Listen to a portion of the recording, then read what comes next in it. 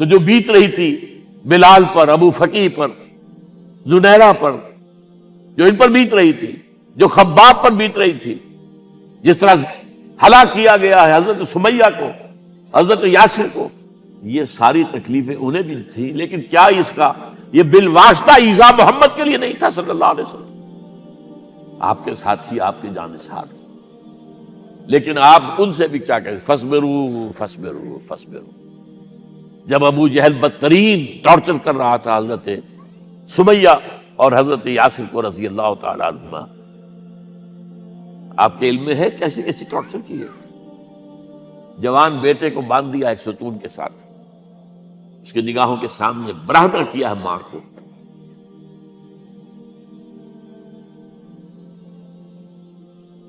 ہاتھ میں ایک مورتی ہے. جب تنگ آ گیا، ستا کر تنگ کر کے مار مار کے حضرت سمیہ ٹس سے مس نہیں ہو رہی.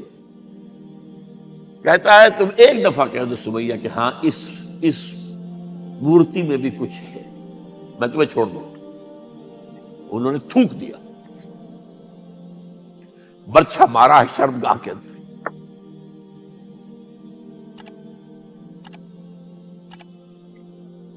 کتنی تکلیف پہنچی ہوگی ان کو، لیکن آپ گزر رہے.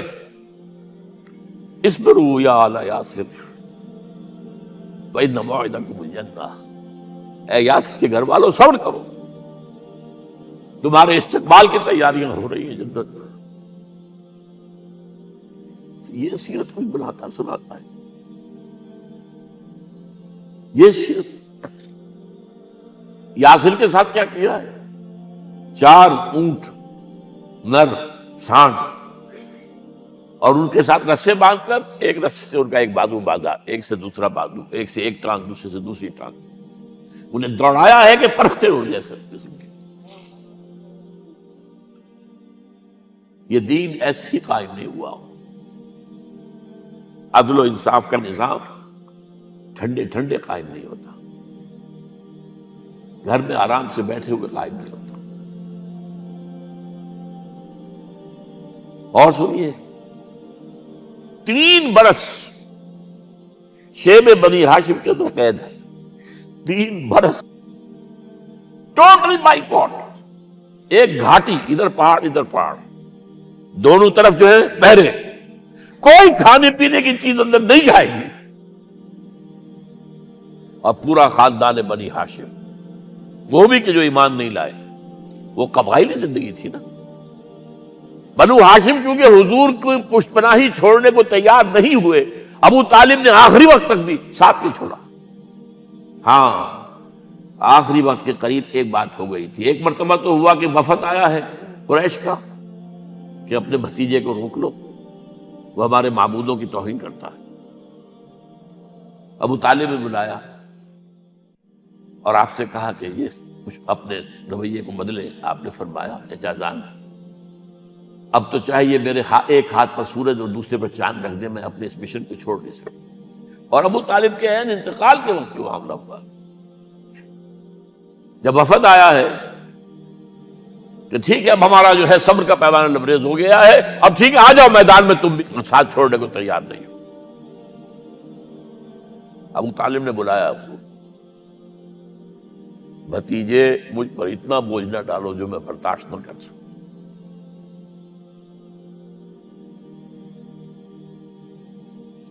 حضور کی آنکھوں میں آنسو آ گئے. چچا جان اب تو یا یہ بات پوری ہوگی یا میں اپنے آپ کو ختم کر دوں، اسی میں ختم ہو جائے. 12 شیب بنی ہاشم میں 3 برس اس حال میں گزرے ہیں. ٹوٹل بائیکاٹ، کوئی کھانے پینے کی. کچھ لوگ تھے شریف النفس، مثلا حکیم بن حزام سے رضی اللہ تعالی اور بعد میں ایمان لے آئے. حضرت خدیجہ کے وہ رشتہ دار تھے. وہ پہاڑ پر چڑھ کر ایک طرف سے رات کی تاریکی میں، دونوں دروازے تو بند ہیں، پہاڑ پر چڑھ کر چوٹی سے نیچے اتر کر کوئی چیزیں کھانے پینے کی دے آئے بس صلی اللہ علیہ وسلم. کوئی اور ایک آدھ ہوگا ایسا. یہاں تک نوبت آئی ہے کہ بنی ہاشم کے یہ پھول جیسے بچے معصوم، بھوک سے بلبلا رہے ہیں، اور اس کے سوا کچھ نہیں ہے کہ سوکھے چمڑے ابال کر اس کا پانی ان کے حلق میں ٹپکا دیا جائے۔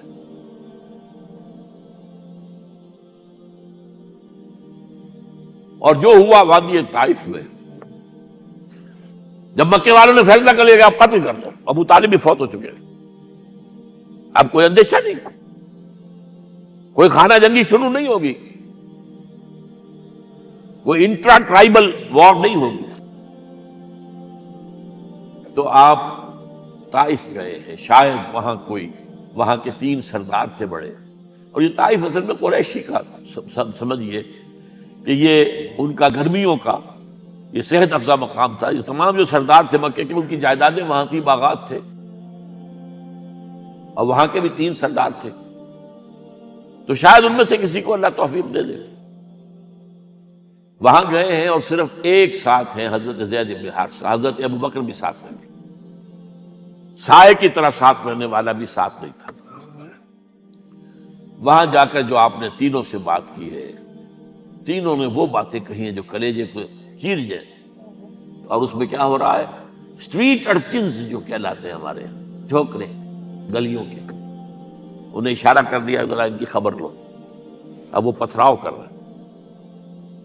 جیسے ہمارے ہاں کوئی آ جاتا ہے، کوئی نیم پاگل یا کوئی اور کسی طرح کا مست قسم کا آدمی، اور اس کے اوپر چھوکرے چاروں طرف ہوں اور ستا رہے ہوں، یہ نقشہ تھا، اور طائف کی گلیاں تھیں، اور محبوب رب العالمین تھے۔ ادھر سے پتھر آ رہے ہیں تو زید بن حارثہ رکاوٹ بن گئے، لیکن پیچھے سے آ رہے ہیں، وہ کیسے روکیں گے؟ پیچھے جاتے ہیں تو ادھر سے آ رہے ہیں۔ جسم لہو لہان ہے، خون رس رس کر زخموں سے جوتیوں میں آ کے جم گیا ہے۔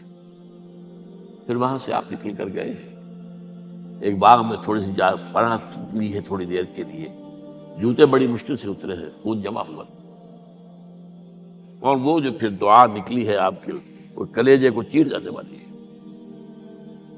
اللہم الیک اشکو ضعف قوتی وقلت حیلتی وحوانی علی الناس، اے اللہ تیری جناب میں فریاد لے کر آیا ہوں،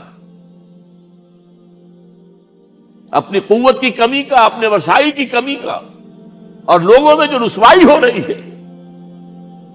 الی من تکلنی الی بعید یتجہمنی او الی عدو ملکت امری، مجھے کس کے حوالہ کر دیا ہے؟ مجھے دشمن کے حوالے کر دیا، جو چاہے میرے ساتھ کر گزرے۔ لیکن پھر مقام عبدیت کا ظہور ہوتا ہے، ان لم یکن علی غضبک فلا ابالی، اے اللہ اگر تو ناراض نہیں ہے، مجھے اندیشہ یہ ہو گیا کہ کہیں تو ناراض تو نہیں ہو گیا ہے، کہیں تو نے میرا ساتھ تو نہیں چھوڑ دیا ہے۔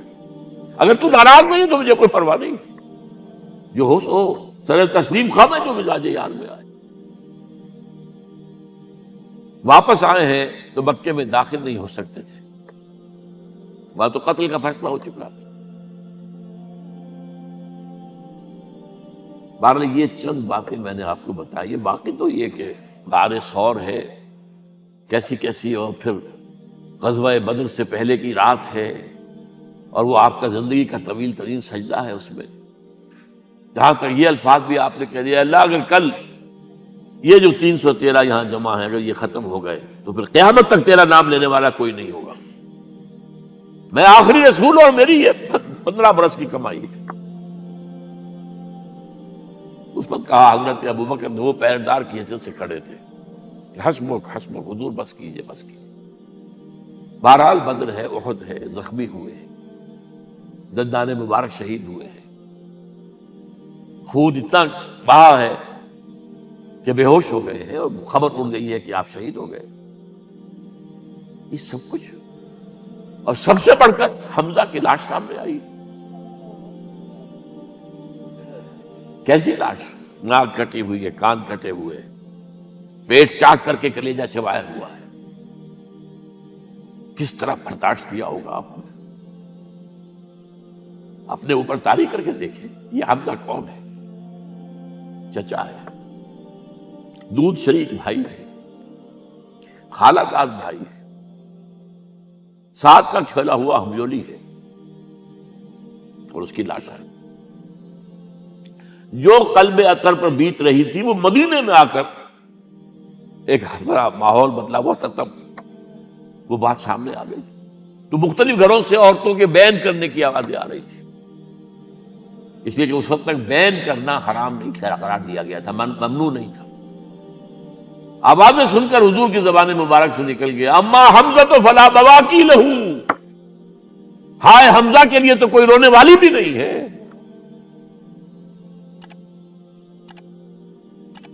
اس پر پھر صحابہ نے، انصار نے اپنے ہاں کی خواتین کو حضرت صفیہ کے ہاں بھیجا، وہ سگی بہن تھی، وہاں انہوں نے جا کے یہ بھی تعزیت کی بہن کی. غزوہ احزاب کا آپ نے سن ہی لیا، اسوہ رسول پر نہ معلوم کیا کیا باتیں لوگوں میں مشہور ہو گئی. وہ اسوہ کیا تھا؟ جب خندق کھودنے کا فیصلہ ہوا ہے اور خندق کھود رہی ہے، حضور بھی لگے ہوئے ہیں، بھاری بھاری پتھر اٹھا کر کندھے پر لا کر باہر پھینک رہے ہیں. پتھریلی زمین تھی، ایک پتھر کسی سے ٹوٹا نہیں تھا، تو حضور نے جو ہے 3 دفعہ جو اس کے اوپر ضرب لگائی تب ٹوٹا ہے. لیکن یہ کہ کئی دن کے فاقے ہو چکے تھے، کھانے کو کچھ نہیں، پورا محاصرہ تھا، 12,000 کا لشکر گھیرے ہوئے. یہاں تک کہ آپ کو معلوم ہے کہ گھروں کے اندر بیت الخلا تو نہیں ہوتے، باہر جاتے تھے قضاء، اس کا کوئی امکان نہیں. شدید ترین آزمائش جو ہوئی ہے اس کا نتیجہ ایک طرف یہ نکلا کہ منافقین کا نفاق ان کی زبانوں پر آ گیا. قرآن مجید میں ہے یہ انہی آیات میں، ما وعدنا اللہ ورسولہ الا غرورا، ہمیں تو اللہ اور اس کے رسول نے دھوکہ دے کے مروا دیا. ہم سے کہا تھا کہ قیصر و کسریٰ کے خزانے تمہارے قدموں میں آئیں گے، اور حال یہ ہے کہ اب رفع حاجت کے لیے باہر نہیں جا سکتے، کھانے کو کچھ نہیں. اس وقت کچھ صحابہ آئے ہیں حضور صلی اللہ علیہ وسلم سے، دیکھیے فاقے سے کمر دوہری ہوئی جا رہی ہے، ہم نے اپنے پیٹوں پر پتھر باندھے، چادروں کے ساتھ پتھروں کسا ہوا تاکہ کمر سیدھی رہے. حضور نے اپنا کرتا مبارک اٹھا کر دکھایا، 2 پتھر میں. یہ ہے اسوہ، یہ ہے آپ کی سنت، آپ کا اسوہ حسنہ. لیکن اس اسوہ حسنہ سے فائدہ کون اٹھا سکتا ہے؟ لقد کان لکم فی رسول اللہ اسوۃ حسنۃ لمن کان یرجو اللہ والیوم الآخر وذکر اللہ کثیرا. اسوہ تو اپنی جگہ ہے، قرآن میں ہدایت سب کے لیے، ھدی للناس، لیکن فائدہ اٹھائیں گے صرف متقین، ھدی للمتقین ہے سب کے لیے. اسوہ سب کے لیے ہے، لیکن استفادہ وہی کر سکے گا جو 3 شرطیں پوری کرے: اللہ اور یوم آخر پر ایمان، اور اللہ کا ذکر کثرت کے ساتھ.